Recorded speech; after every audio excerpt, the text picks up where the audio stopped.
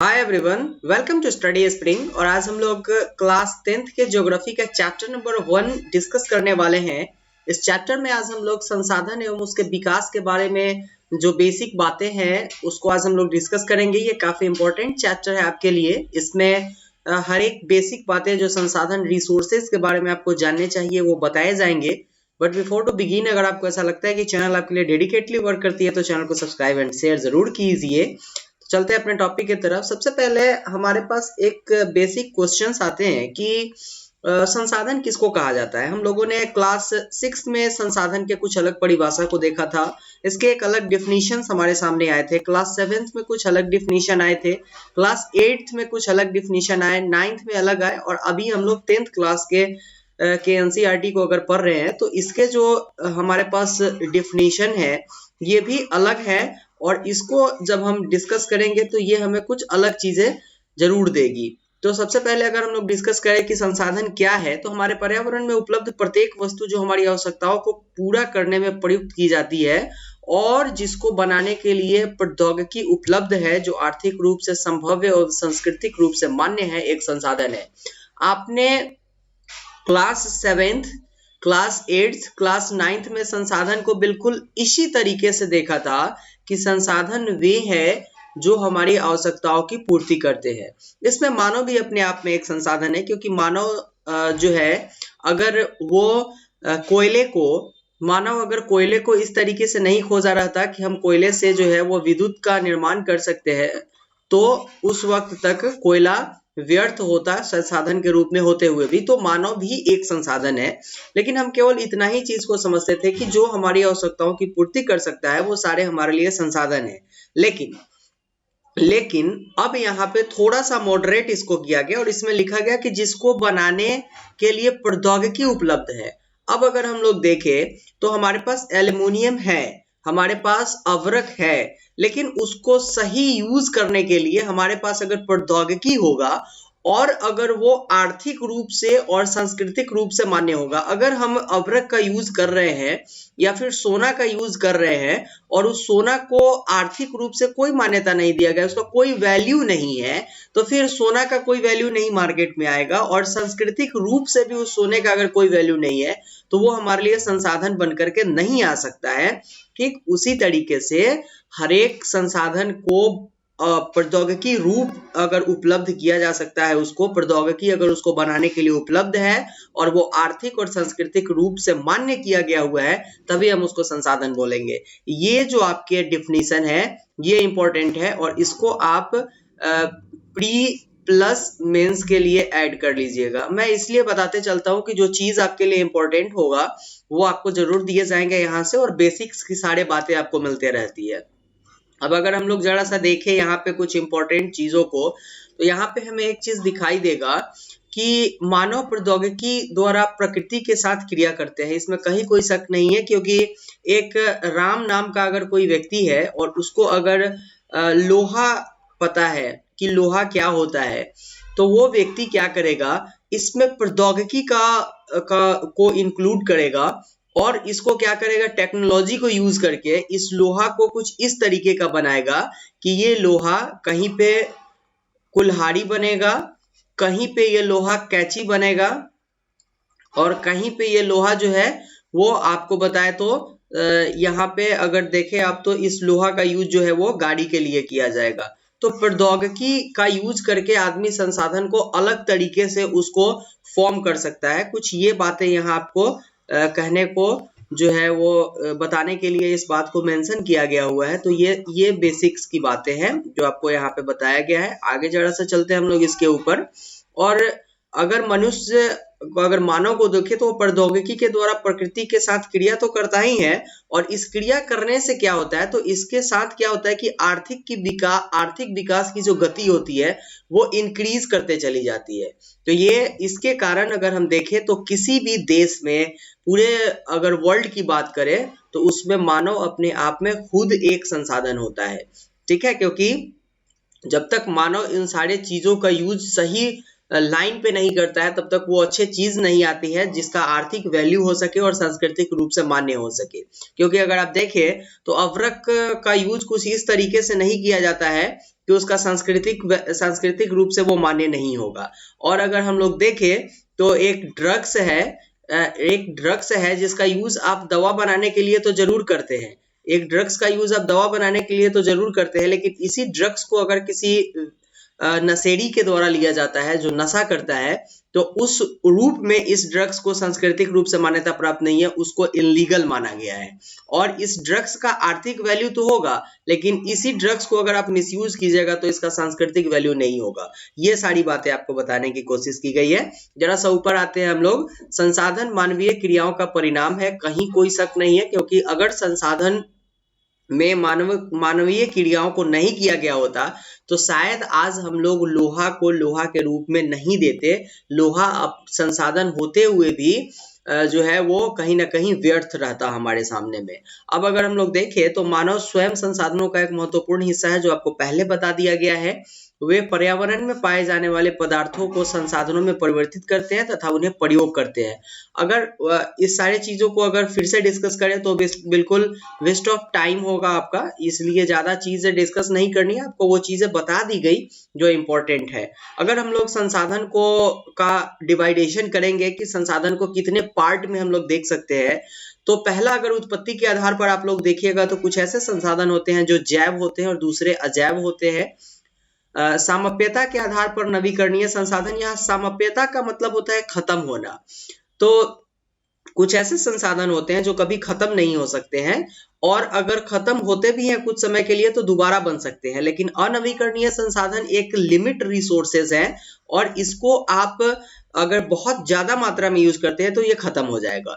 स्वामित्व के आधार पर देखें अगर, तो व्यक्तिगत संसाधन भी होते हैं, आपकी जमीन आपके व्यक्तिगत संसाधन है। सामुदायिक, अगर पब्लिक शौचालय को देखें तो वो सामुदायिक संसाधन है। राष्ट्रीय और अंतर्राष्ट्रीय संसाधन भी होते हैं। विकास के स्तर के आधार पर अगर देखें तो संभावित संसाधन, कुछ ऐसे भी संसाधन है जिसकी संभावना है यहाँ पे। विकसित संसाधन जिसको विकसित किया जा चुका है, और संचित कोश संसाधन अपने आप में अभी संचित है यहाँ पे।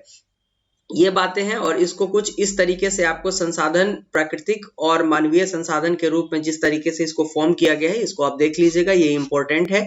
वैसे यहाँ से क्वेश्चंस नहीं आते हैं, लेकिन अगर बेसिक चीजें आप क्लियर करते हुए चल रहे हो तो शायद आपके लिए वो मेरे हिसाब से वीवीआई होगा, क्योंकि ये आपके प्री को तो बेस्ट करता ही है, ये आपके मेंस को भी बेस्ट करते जाएगा, जिससे आप अगर केवल रिपीट कर रहे हो उस चीज को तो आपको समझ में आने वाला है कि हमें कितने चीजों को पढ़ना है, कितने चीजों को अवॉइड करना है। ये बातें क्लियर है। अगर हम लोग संसाधनों के प्रकार के ऊपर में आएंगे तो जैव संसाधन सबसे पहले देखेंगे, क्योंकि अब यहाँ से तो बेसिक बातें स्टार्ट होगी। संसाधन को हम लोगों ने ऑलरेडी पढ़ा है, और इस संसाधन में हम लोग अगर संसाधन के प्रकार को देखने जा रहे हैं तो उसमें सबसे पहले जो हम लोगों ने जैव संसाधन उत्पत्ति के आधार पर जो संसाधनों को डिवाइड किया गया है जैव संसाधन और अजैव संसाधन के रूप में, उसको देखेंगे हम लोग। तो इन संसाधनों की प्राप्ति जीव मंडल से होता है, जिनमें जीव व्याप्त होते हैं। अगर हम जैव संसाधन की बात करें तो आपको ये जीव मंडल से प्राप्त होगा, और ये इसमें जो है वो जीवन व्याप्त होता है। मतलब कोई ऐसा चीज नहीं होना चाहिए जो अपने आप में निर्जीव होगा, उसको हम जैव संसाधन नहीं बोल सकते हैं। तो अगर कोई व्यक्ति मत्स्य जीवन की अगर बात करें तो वो भी जैव संसाधन है, क्योंकि इसका आर्थिक वैल्यू है। अगर मछली का देखें तो आर्थिक वैल्यू है, और उसको सांस्कृतिक रूप से मान्यता दिया गया हुआ है। अगर आप कोलकाता में जाते हैं तो वहां पे आपको, बंगाल में जाते हैं तो वहां पे आपको मछली देखने को मिलेगी, वहां के लोग मछली खाते हैं, तो वहां सांस्कृतिक मान्यता इसको मिल चुका है, और इसके आर्थिक वैल्यू भी है। और साथ में ये हमारे जिस चीज का उपयोग हम करते हैं वो सारे संसाधन है, तो इस मछली का उपयोग हम खाने के लिए करते हैं, इसलिए ये संसाधन है। यहाँ तक की बातें बिल्कुल बेसिक्स है, आपको बेसिक तरीके से बताए जाते हैं, क्लियर है यहाँ पे। अजैव संसाधन की अगर हम लोग बात करें तो सारे निर्जीव इसके अंदर आते हैं, और इसमें जीवन संभव नहीं हो पाता है, ये इसमें जीवन संभव नहीं है, तो ये अजैव संसाधन है। अब अगर हम हिमालय की बात करें तो हिमालय हमारे लिए बिल्कुल एक संसाधन है। अगर हम केटू की बात करें तो केटू हमारे लिए, गार्डविन ऑस्टिन की अगर बात करेंगे तो ये हमारे लिए संसाधन है, कहीं कोई शक नहीं है, लेकिन इसमें जीवन नहीं है। ये एक आंतरिक क्रिया के कारण या फिर बाह्य क्रियाओं के कारण इसके जो स्वरूप है वो बदलते जा रहे हैं, इसमें कहीं कोई शक नहीं है। लेकिन इसमें जीवन संभव नहीं है, इसके जीवन संभव नहीं है। कुछ ऐसे भी व्यक्ति है जो हिमालय के पास जाके रह सकते हैं, कुछ ऐसे महात्मा है, तो यहाँ पर तो जीवन संभव है लेकिन इसमें जीवन संभव नहीं है, मतलब ये एक निर्जीव वस्तु है। क्लियर है यहाँ तक? अगर हम साम्यता के आधार के ऊपर बात करें तो नवीकरणीय समाप्यता के आधार पर तो यह नवीकरणीय संसाधन हो जाएगा। तो वे संसाधन जिनको भौतिक, रासायनिक, यांत्रिक क्रियाओं के द्वारा पुनः प्राप्त किया जा सकता है। मतलब अगर हम सूर्य के प्रकाश की बात करें तो यह नवीकरणीय संसाधन है। अगर हम इसमें कुछ ऐसे चीजों की बात करें, जैसे आप मोम की बात करिएगा, मोमबत्ती की अगर आप बात करिएगा तो इसको आप प्राप्त कर सकते हैं, ये नवीकरणीय संसाधन आपके होंगे। लेकिन अनवीकरणीय संसाधन की अगर आप बात करें तो उस मोमबत्ती में जो धागा यूज किया जाता है ये आपके नवीकरणीय संसाधन नहीं होंगे वहां के लिए। तो ये चीज की बात है। तो जिन संसाधनों को हम भौतिक, रासायनिक या यांत्रिक क्रियाओं के द्वारा पूरा प्राप्त कर सकते हैं, नवीकरणीय संसाधन होंगे वो। और अनवीकरणीय संसाधन का मतलब होता है जिसको बहुत लंबी भूवैज्ञानिक अंतराल जिसमें होता है, जिसके विकास में और खनिज, जीवाश्म, इस प्रकार के संसाधन होते हैं और इसको फिर दोबारा प्राप्त नहीं कर सकते हो, ये नवीकरणीय संसाधन है। लेकिन अगर हम नवीकरणीय संसाधन की बात करें तो जल को भी तो हम जल चक्र के द्वारा प्राप्त कर सकते हैं, बट ये नवीकरणीय संसाधन के रूप में नहीं होता है, ये सीमित संसाधन के रूप में आपके सामने में आता है। क्योंकि जल चक्र में आपने जो है वो समुद्र के जल से चक्रण हो रहा है, भूमिगत जल का होता नहीं है। और पीने योग्य जो पानी होते हैं वो आपके जो है केवल 1% यहाँ पे आपको देखने को मिलेगी, केवल 1%। और वो 1% पानी आपको नदी से, झरने से, और अगर देखें तो ये आपको झरने से मिलेगी और कुछ इस तरीके के चीजों से आपको मिलेगी जिसको आप पी सकते हैं। लेकिन आप उन सारे चीजों को, उन सारे जल को नहीं पी सकते हैं जो लवणीय होते हैं। तो इसलिए जल जो है वो सीमित संसाधन के रूप में आता है। क्लियर है यहाँ की बातें? अगर हम स्वामित्व के आधार पर देखें तो एक राम नाम का व्यक्ति है, जिसके राम नाम के व्यक्ति के पास जो है वो अगर अपनी जमीन है तो वो उसका व्यक्तिगत संसाधन है। और अगर देखें तो व्यक्तिगत संसाधन के ऊपर अगर डिस्कशन करेंगे स्वामित्व के आधार पर जो संसाधनों को बांटा गया है उसमें, तो संसाधन निजी व्यक्ति के स्वामित्व में भी होते हैं। बहुत से किसान के पास सरकार आवंटित भूमि देती है और बदले में वो सरकार को लगान चुकाते हैं, इसको हम लोग जो है वो व्यक्तिगत संसाधन बोलेंगे। यहाँ तक की बातें क्लियर है? अगर कोई व्यक्ति का अपना चारागाह होगा, अपना तालाब होगा तो वो उसका व्यक्तिगत संसाधन होगा। लेकिन यही अगर सामुदायिक रूप पे होगा तो वो उसके व्यक्तिगत संसाधन के रूप में नहीं गिने जाएंगे। ये चीजें हैं आप अभी मैं जिस घर में, जिस रूम में वीडियो बना रहा हूँ, ये रूम मेरा व्यक्तिगत संसाधन है। लेकिन इसी रूम को, अगर यही रूम एक सरकारी संपत्ति होती तो ये हमारी व्यक्तिगत संसाधन नहीं होती। क्लियर है यहाँ तक की बातें?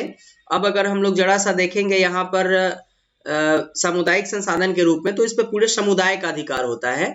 और इसमें जो है आपके पब्लिक चारागाह जो होते हैं उसको आप ऐड कर सकते हैं, पार्क को ऐड कर सकते हैं, और खेल के मैदान वगैरह जो है इसको आप यहाँ पे ऐड कर सकते हैं। तो ये बातें हैं। अगर राष्ट्रीय संसाधन के रूप में आप देखिएगा तो तकनीकी तौर पर भारत में पाए जाने वाले सारे संसाधन राष्ट्रीय हैं और देश की सरकार को कानूनी अधिकार है कि वह व्यक्तिगत संसाधन को भी आम जनता के हित में अधिग्रहण कर सकती है। इसका एग्जाम्पल आपको जब आपके एरिया में रोड बन रहे होते हैं उस वक्त देखने को मिलता है। जैसे ही सड़क बनती है तो सड़क के अगल बगल की जो जमीन होती है यहाँ की, इस एरिया में भी अगर सड़क को, जैसे ये 2 लेन की, अगर ये 2 लेन है और इसको अगर 4 लेन बनाना है तो ये आपके व्यक्तिगत संपत्ति को सरकार अधिग्रहित करती है। तो सरकार के पास ये पावर होती है कि ये आपके व्यक्तिगत संपत्ति को अधिग्रहित करके सरकारी संपत्ति या राष्ट्रीय संपत्ति बना सकती है। अब अगर हम लोग राष्ट्रीय संसाधन के, अंतरराष्ट्रीय संसाधन के ऊपर बात करेंगे तो ये काफी इंपॉर्टेंट है और यहाँ से एक क्वेश्चन आते हैं आपके प्री के लिए, तो इसको आप प्री में जोड़ लीजिएगा। कुछ अंतरराष्ट्रीय संस्थाएं संसाधनों को नियंत्रित करती है, जैसे कि तट रेखा से 200 समुद्री मील की दूरी पर अगर आप जाइएगा तो वहां का जो खुला महासागरीय संसाधन होता है वो किसी देश के अधिकार में नहीं होता है और इन संसाधनों को अंतरराष्ट्रीय संसाधन की सहमति के बिना उपयोग में नहीं लाया जा सकता है। ये संसाधन आपके अंतरराष्ट्रीय संसाधन है। और अगर भारत की बात करें हम, तो अगर देखेगा तो अपमार्जिक आर्थिक क्षेत्र जो हिंद महासागर के तलहटी में मैग्नीज ग्रंथियों का खनन करती है। ये भारत के पास पावर है कि वो जाकर के अपमार्जिक क्षेत्र जो होता है वहां से मैग्नीज ग्रंथियों का खनन कर सकती है। विकास के आधार पर अगर हम लोग संसाधन को देखें तो संभावित संसाधन पहले आता है, और अगर देखें तो ये वे संसाधन होते हैं जो किसी प्रदेश में विद्यमान तो हैं लेकिन हम उसका उपयोग नहीं कर सकते हैं। जैसे कि भारत के अगर उस एरिया में जाएं आप, भारत के अगर हिमालय वाले एरिया के पास जाएं, अगर मैदानी वाले एरिया में, तो यहाँ जो हवाएं होती है वो अगर बहुत तेज गति में चल रही होती है तो वहां पे आपके पवन ऊर्जा जो है, ये आपके पवन ऊर्जा की संभावना है लेकिन हम इसका यूज नहीं करते हैं। भारत में अगर सीएनजी की बात करें तो इसकी बहुत ज्यादा संभावनाएं हैं लेकिन हम इसको उस लेवल पर नहीं यूज कर पा रहे हैं जिस लेवल पे हमको इसको यूज करना चाहिए। तो ये सारे संसाधन हमारे संभावित संसाधन कहलाएंगे।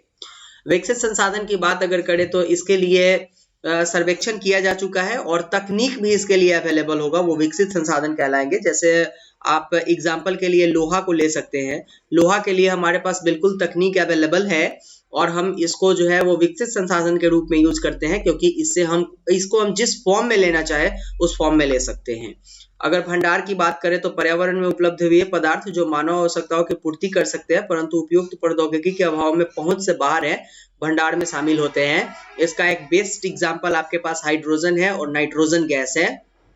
ठीक है, इसका उपयोग आप अगर देखिएगा तो बहुत कम मात्रा में हो रहा है, लेकिन जल में अगर जल में जो अवेलेबल ऑक्सीजन गैस और हाइड्रोजन गैस होते हैं जिसको हम लोग H2O बोलते हैं, तो अगर इसका उपयोग अगर हम लोग कर ले तो इस जल में जो अलवणीय जल होते हैं इसके ऑक्सीजन को अगर हम फॉर्म करना स्टार्ट कर दे अलग अलग भागों में, तो ये हो सकता है कि हमारे पास ये जो जल का भंडार है ये ऑक्सीजन के सिलेंडर को भरने में एक बहुत बड़ा हेल्प कर सकता है हमारा। लेकिन आज तक हम लोग ये हमारे पास उपलब्ध तो है, इसके भंडार तो है, लेकिन हम इसके तकनीक तक नहीं विकसित हो सके हैं। संचित कोष की अगर बात करें तो भारत यह संसाधन भंडार का ही एक हिस्सा है जिन्हें उपलब्ध तकनीकी ज्ञान की सहायता से प्रयोग में लाया जा सकता है, परंतु इनके उपयोग अभी आरंभ नहीं हो सके हैं, क्योंकि हमारे पास जो है इसके लिए विकसित रूप से अगर देखें आप तो उस तरीके के तकनीक अवेलेबल नहीं है। तो ये आपके संचित कोष कहे जाएंगे और इसका उपयोग भी आज अगर देखें तो संसाधन विदोहन के रूप में नहीं हो पा रहा है। संसाधनों के विकास के ऊपर आएंगे, इंपॉर्टेंट है ये। तो संसाधन जिस प्रकार मनुष्य के लिए जीवन यापन के लिए अति आवश्यक है, उसी प्रकार जीवन की गुणवत्ता बनाए रखने के लिए भी इम्पोर्टेंट है। अगर आपके पास एक स्कूल है जो सामुदायिक संसाधन है, अगर आप इसको देखिएगा, और स्कूल में अगर मास्टर 10th क्लास पास आते हैं और उनके पास वो बेसिक नॉलेज नहीं होते हैं जो हम बच्चे को दे, तो ये संसाधन क्या होगा? इस संसाधन का कोई वैल्यू नहीं है। तो इस कारण से संसाधन के साथ साथ अगर आप देखें तो उसके गुणवत्ता के ऊपर भी आपको बहुत ज्यादा ध्यान देने की जरूरत है, क्योंकि एक बच्चा जो स्कूल में पढ़ रहा होता है, जो बच्चा अपने आप में एक संसाधन है वो तो सही है, लेकिन वो बच्चा अगर एनीमिया का शिकार है तो फिर उस संसाधन का इस देश में कोई यूज नहीं होने जाने वाला है। इस कारण से बहुत से स्टेप लिए गए हैं जिसमें बच्चे को इंद्रधनुष 2 के तहत जो है वो टीकाकरण करवाए जाते हैं, बच्चे को अच्छे खाने प्रोवाइड करवाए जाते हैं कि वो एक स्वस्थ जीवन जी सके और वो अपने आप में जो एक संसाधन बन के है उस संसाधन को और विकसित कर सके। बेसिक बातें यहाँ पे अगर और हम लोग देखेंगे, संसाधन के अंधाधुंध शोषण और वैश्विक परिस्थिति संकट, जो जिस तरीके से संसाधन को हम लोग बिल्कुल बुरी तरीके से विदोहन कर रहे हैं, तो उसका संकट केवल आदमी के ऊपर नहीं आ रहा है। अगर आप देखिएगा तो ये जो हमारी पृथ्वी है ये इसको अलग अलग तरीके से आपको दिखा रही है कि आप अगर हमारे प्राकृतिक संसाधनों का विदोहन कर रहे हैं तो हम आपको बदले में ये रिजल्ट दे रहे हैं। जैसे कि मैं आपको बार बार आपसे रिक्वेस्ट करता हूं कि आप अपने बर्थडे में एक पेड़ लगाइए। तो एक पेड़ अगर आप अपने बर्थडे में लगा रहे हैं मीन्स कि आप ये कर रहे हैं कि आप आने वाले समय में ये अगर आप देखें तो सतत विकास जिसको बोला जाता है उसमें अपनी अहम भूमिका निभा रहे हैं, सस्टेनेबल डेवलपमेंट में एक अहम भूमिका निभा रहे हैं। क्योंकि आपके आने वाले जो पीढ़ी होगी उसमें ऐसा हो सकता है कि उनके पास ऑक्सीजन की कमी हो, वो ऑक्सीजन की सिलेंडर लेकर के चले। आप अगर वर्षा के जल को संचित कर रहे हैं मीन्स कि आप सस्टेनेबल डेवलपमेंट में एक अहम भूमिका निभा रहे हैं, क्योंकि हो सकता है कि आपके बच्चे को एक डिवाइस लेकर के चलना पड़े जो इनको वाटर प्यूरिफाई करके दे। तो अगर आप गलत कर रहे हो तो उसका फल आपके पास आ रहा है, लेकिन जो हमारे पृथ्वी है वो आपको इसका रिजल्ट अलग रूप में दे रही है। अगर सपोज दैट हम ये चीज देखें कि हमने अगर पृथ्वी से अगर हमने पेड़ को काटा तो क्या रिजल्ट आया, तो आप देखिए तो ग्लोबल वार्मिंग बढ़ गया, ओजोन परत का क्षय हो गया, आपको स्किन कैंसर होना स्टार्ट हो जाएगा, पर्यावरण प्रदूषित होने लगा, नदियां बिल्कुल अगर देखें आप तो ऊपर की तरफ आती हैं, उसके कैचमेंट एरियाज में गाद भर जाते हैं, और जो कैचमेंट एरिया होता है उसके आसपास के जगह पे भयानक भीषण भीषण बाढ़ आता है, और फसल के साथ साथ जान माल की भी बहुत नुकसान होती है।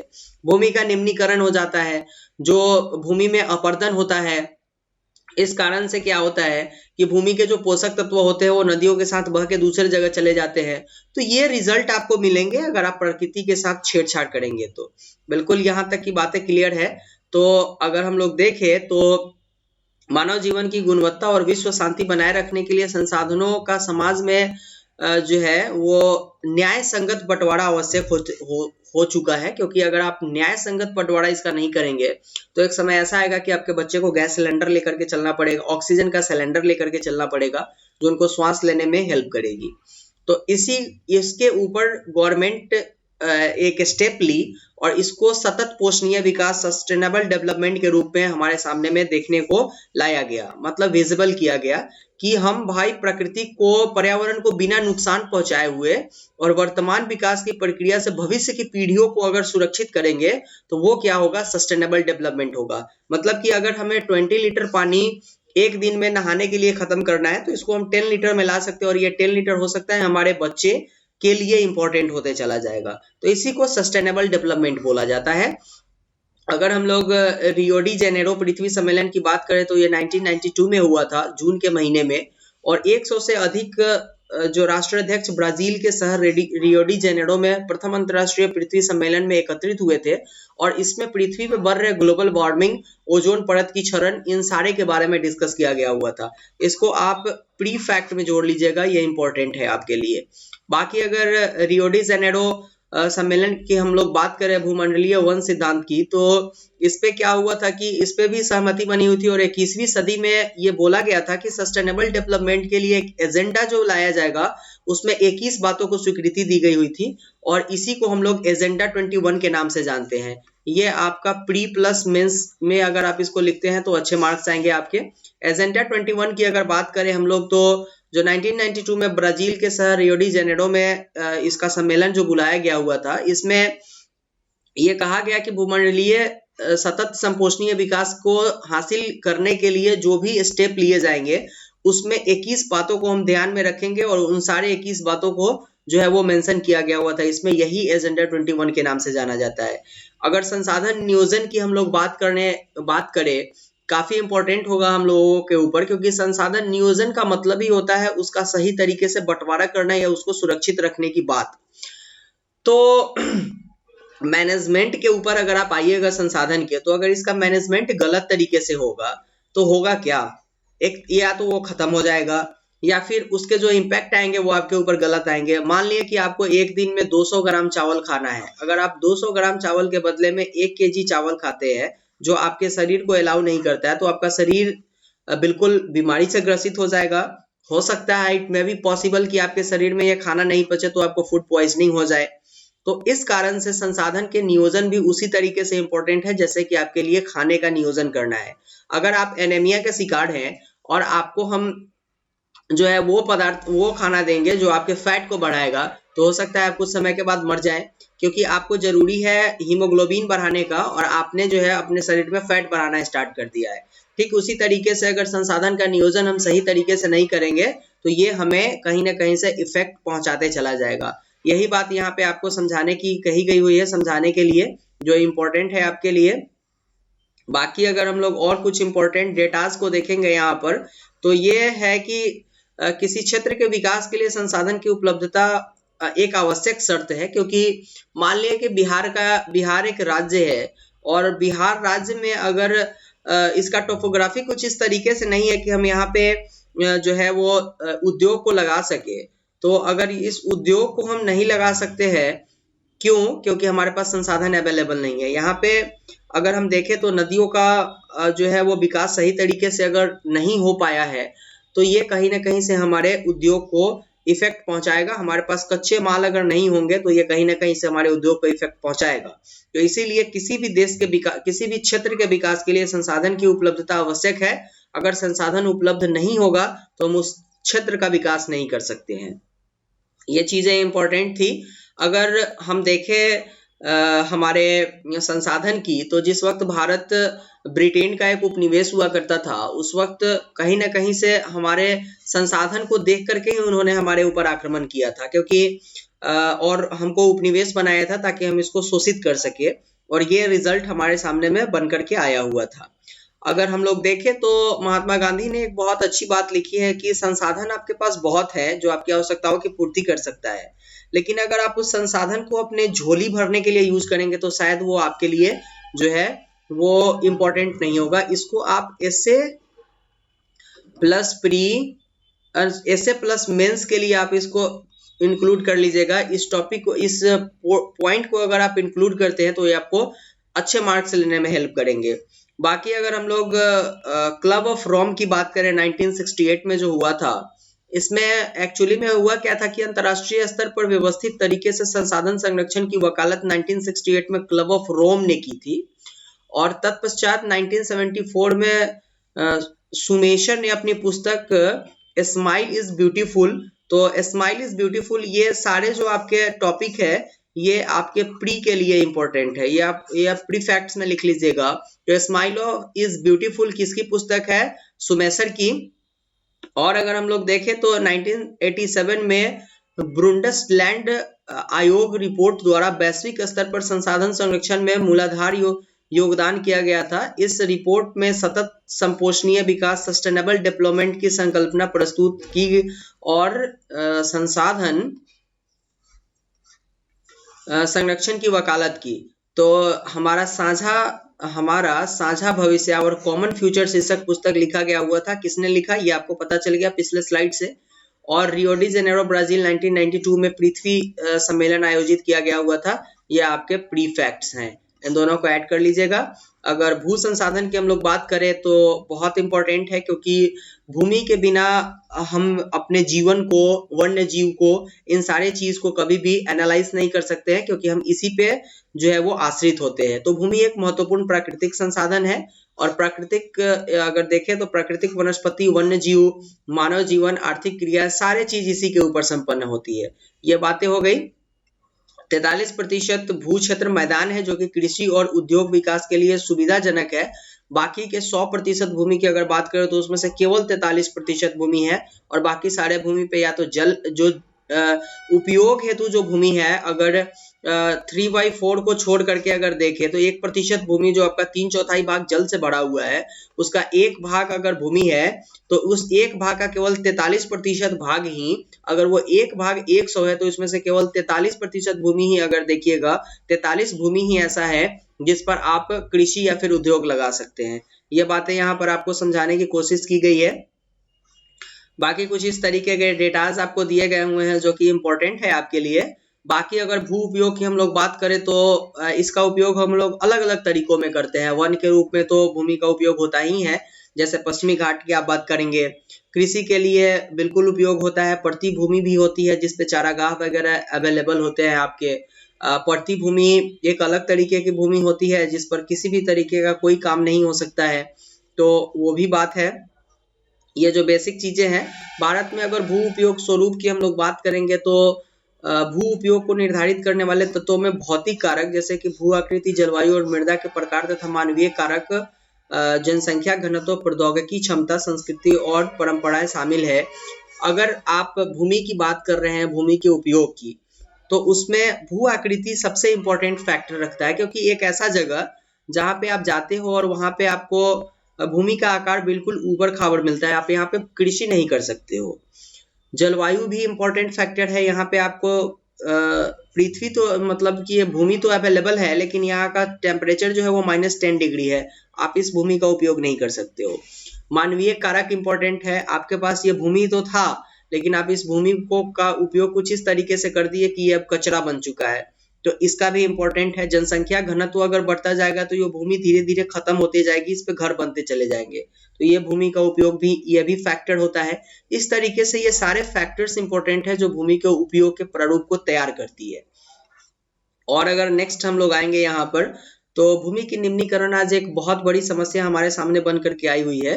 तो इसी को हम लोग पहले देखते हैं कि भूमि का जब उपयोग बिल्कुल जो है वो कम रूप में होना स्टार्ट हो जाएगा, तो उसी को हम लोग भूमि निम्नीकरण की बात करते हैं। भूमि की जनसंख्या में, भूमि की संख्या में, नॉट जनसंख्या, संख्या में जैसे ही कमी आते जाएगी, ये भूमि का निम्नीकरण कहलाता जाएगा।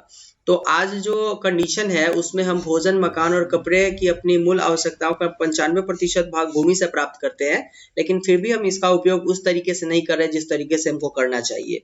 ये बेसिक बातें थी। और अगर हम लोग यहाँ पर जो इम्पोर्टेंट है, खनन जब होता है तो भूमि का निम्नीकरण बिल्कुल होते जाता है, क्योंकि छत्तीसगढ़, झारखंड वगैरह का जो एरिया होता है इसमें वन उन्मूलन निम्नीकरण का कारण बन करके आ रहा है। यहाँ से वनें खत्म होती जा रही है और वो भूमि के निम्नीकरण के ऊपर आपके जो है वो भूमि के निम्नीकरण को और इंक्रीज कर रहा है उस डेटा को। उसी तरीके से जो है और राज्य जैसे कि गुजरात, राजस्थान और मध्य प्रदेश, महाराष्ट्र में पशुचारण के कारण जो है भूमि का निम्नीकरण होता है। पंजाब, हरियाणा, पश्चिम उत्तर प्रदेश जैसे राज्यों में सिंचाई भूमि के निम्नीकरण का कारण बनती है, क्योंकि एनी टाइम पानी अवेलेबल होता है वहां पे, और पानी जो है वो भूमिगत जल को इस तरीके से उपयोग किया जाता है कि उसमें होता क्या है कि मृदा में लवणीयता बढ़ जाती है और वो क्षारीयता बढ़ने के कारण उसका उपयोग सही तरीके से नहीं हो पाता है।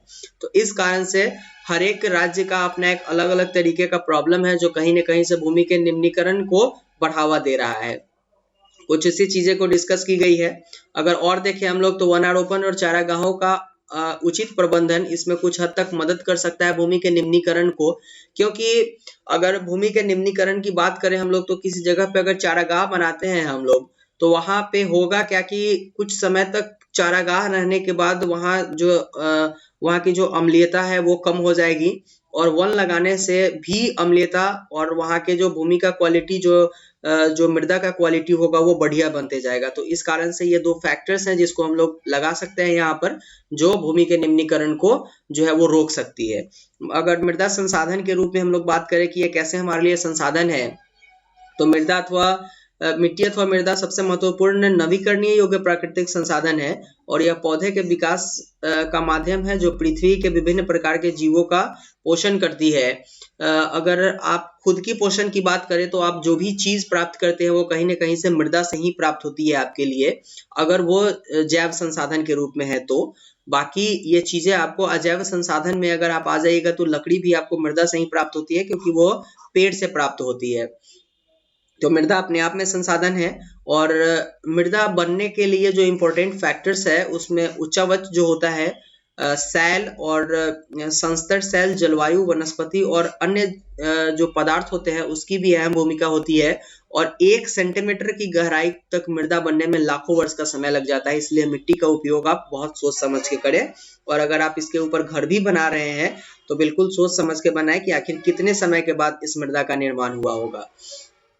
बाकी मृदा बनाने की प्रक्रिया को निर्धारित करने वाले तत्वों में उसके रंग, गहराई, गठन, आयु, रासायनिक और भौतिक गुण भी बहुत इंपॉर्टेंट फैक्टर्स रखते हैं, क्योंकि मृदा की प्रकृति के रूप में अगर आएगा तो कुछ मृदा आपको काली दिखाई देगी, कुछ मृदा आपको लाल दिखाई देगी, कुछ मृदा आपको चिकनी दिखाई देगी।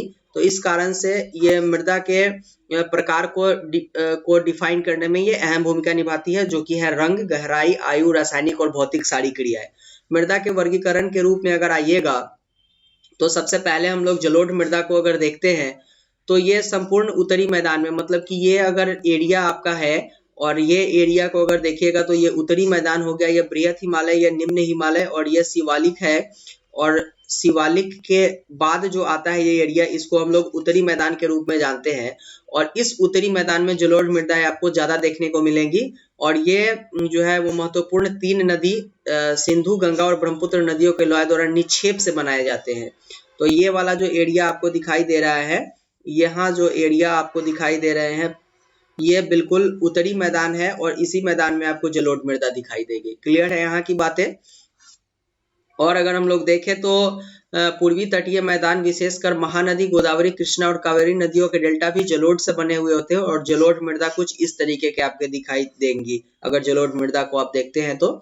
और इस मृदा में क्या होता है, तो इस मृदा में आपको सिल्ट और मृत्तिका की अनुपात एक इक्वल रूप में पाई जाती है, जिसके कारण यहाँ पे जो है ये बहुत ही उपजाऊ होती है। और इस मृदा में उपजाऊ होने के पीछे दो और रीजन होते हैं। उपजाऊ होने के कारण यहाँ पे जो भी एरिया होंगे उसका जनसंख्या बहुत ज्यादा होगा। और इस मृदा में भी दो प्रकार होते हैं, एक बांगर होता है और एक खादर होता है। तो बांगर जो मिट्टी होती है वो उसमें क्या होता है कि वो पुराना जलोढ़ मिट्टी बांगर होता है और नया जलोढ़ मिट्टी खादर होता है। तो खादर उपजाऊ होता है, ठीक है, और पुराना जलोढ़ मिट्टी जो होता है जिसको बांगर बोलते हैं, इसमें ईंट कंकड़ मिलेंगे आपको, ये उपजाऊ नहीं होते हैं। ठीक है, ये चीजें आपको बताई गई। बाकी इस मृदा में उपजाऊ होने के पीछे का रीजन क्या होता है कि इसमें प्राकृतिक रूप से आपको पोटास, फास्फोरस और चूना मिलते हैं, जिसके कारण ये उपजाऊ होती है। और इसमें आपको गन्ने, चावल, गेहूं और अन्य अनाजों की खेती बहुत अच्छे तरीके से होती है। यह आपके जलोढ़ मृदा की बात हो गई। काली मृदा के ऊपर अगर आएंगे तो इस मृदा को हम लोग रेगूर मृदा के रूप में भी जानते हैं और ये कपास की खेती के लिए सबसे ज्यादा इंपॉर्टेंट होता है, इसलिए इसको कपासी मृदा भी बोला जाता है, काली कपासी मृदा भी। और काली मिट्टी जो होती है आपको कुछ इस तरीके की दिखाई देगी। और बाकी इस मृदा की बात करें तो कहाँ मिलते हैं आपको, तो ये वाले मृदा आपको दक्कन के पठार के पास मिलेगी और उत्तर पश्चिमी भाग मतलब उत्तर और पश्चिम इस वाले एरिया में आपको देखने को मिल जाएगी। और इस वाले एरिया में आपको देखने को मिल जाएगी। इसके साथ ही हमको महाराष्ट्र, सौराष्ट्र, मालवा, मध्य प्रदेश, छत्तीसगढ़ के पठार के पास भी देखने को मिलती है। और इसके बनने के पीछे जो रीजन होता है वो दक्षिण पूर्वी दिशा में गोदावरी और कृष्णा नदी की घाटियों का फैलाव होता है, जिसके कारण ये मृदा बनती है। और इसमें आपको देखिएगा तो कैल्शियम कार्बोनेट, मैग्नीशियम, पोटास और चूने पौष्टिक रूप में पाए जाते हैं, पौष्टिक तत्व के रूप में पाए जाते हैं, जिसके कारण ये मृदा जो है वो क्या होता है कि गर्मी के दिनों में ये फटती है और इसमें सही तरीके से जो है वो क्या होता है तो सूर्य का प्रकाश जा पाता है। और इस कारण से इसमें जो मानसून प्रारंभ होता है ना, उस वक्त इसको मानसून प्रारंभ होने से पहले जोत करके इसको जो है इस पे खेती की जाती है, क्योंकि ये चिपचिपी पदार्थ, चिपचिपी मिट्टी होती है। तो ये ऑलरेडी बहुत चिपचिपी मिट्टी होने के कारण इसके जो पकड़ होती है वो बहुत मजबूत होती है। और इसमें जो खेती होती है वो कपास की होती है। और यहाँ से आपके इम्पोर्टेंट और भी चीजें देखने को मिल जाएंगी जो इसमें आपको मेंशन किया गया हुआ है। लाल और पीली मिट्टी की अगर बात करें तो लाल मृदा दक्कन पठार के पूर्वी और दक्षिणी हिस्से में रवेदार आग्नेय चट्टानों पर कम वर्षा वाले भागों में विकसित होती है। तो लाल मिट्टी आग्नेय चट्टानों के कम वर्षा वाले भाग में होती है। और लाल और पीले मृदाएं ओडिशा, छत्तीसगढ़, मध्य गंगा मैदान, दक्षिणी छोर और पश्चिमी घाट में पहाड़ी पर पाई जाती है ये मृदा।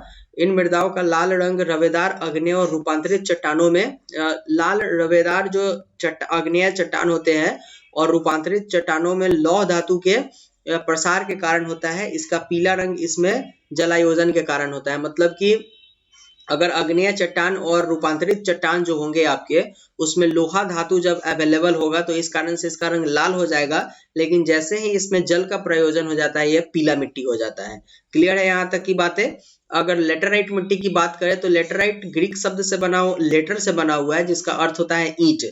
तो लेटराइट मृदा का निर्माण उष्णकटिबंधीय तथा उपोष्णकटिबंधीय जलवायु क्षेत्र में आर्द्र तथा शुष्क ऋतुओं के बाद आने के कारण होता है। तो अगर पृथ्वी है ये 0 डिग्री, मतलब कि अगर ये भूमध्य रेखा है तो 10 डिग्री ऊपर 10 डिग्री नीचे का भाग ये उष्णकटिबंधीय हो जाएगा और इसके ऊपर का भाग उपोष्णकटिबंधीय हो जाएगा। तो यहाँ पे गर्मी के दिनों में क्या होता है कि आर्द्र एवं शुष्क ऋतुओं के बाद के एक के बाद एक आने के कारण इस तरीके के मिट्टी का निर्माण होता है। क्योंकि यहाँ पर जो भारत के कुछ और भाग होते हैं, जैसे भारत के ऊपरी भाग की अगर बात करेंगे आप, तो यहाँ पे कुछ इस तरीके की मिट्टी आपको देखने को मिल जाएंगी। इसमें अगर हम लोग देखें तो कहाँ कहाँ पे ये मिट्टी मिलती है, तो ये महाराष्ट्र में और उड़ीसा, पश्चिम बंगाल के कुछ भागों में ये मिट्टी आपको देखने को मिल जाएगी। ये चीजें हैं, यहाँ से ज्यादा क्वेश्चंस कभी आते नहीं है, तो इसमें ज्यादा डिस्कशन करने की कोई जरूरत नहीं है हम लोगों को।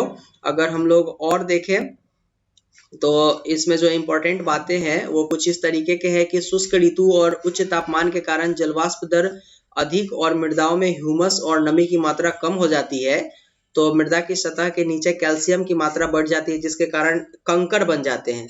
ठीक है, तो इस कारण से जो है इसमें अवरुद्ध हो जाता है, मतलब ये मिट्टी है और इसके बीच का जो कंकर बना हुआ होगा ये पानी को ऊपर ही रोक देगा, भीतर तक जाएगा नहीं, नमी नहीं बनेगा। इस कारण से ये जो है मृदाएं क्या होती है वो कहीं ना कहीं से अगर देखिएगा तो ये मरुस्थलीय मृदा का निर्माण कर देती है। तो ये मृदा जो है वो मरुस्थलीय मृदा आपको दिखाई देगी। मरुस्थलीय मृदा कुछ इस तरीके की होती है। मरुस्थलीय मृदा भी हम लोगों ने देखा।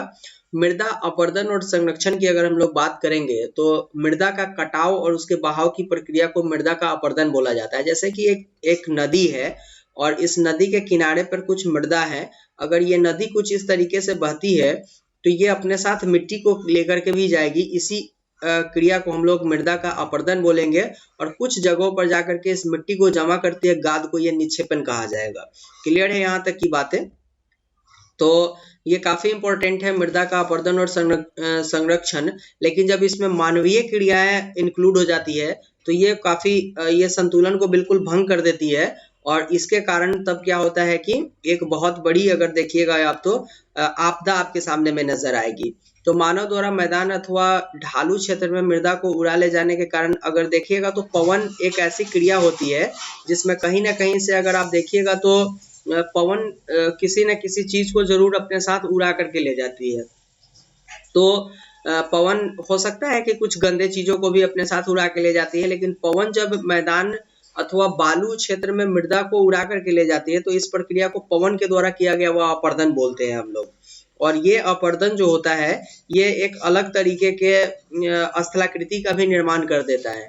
ठीक है, तो ये भी अपने आप में एक निक्षेपण का बहुत बड़ा उदाहरण आपको देखने को मिल जाएगा। तो ये सारे रीजन्स है जो आपके अपरदन और निक्षेपण में आ जाते हैं। तो यही चीजें हमें पढ़नी थी क्लास 10th के चैप्टर नंबर 1 में हम लोगों को संसाधन और उसके विकास के बारे में जो इम्पोर्टेंट था।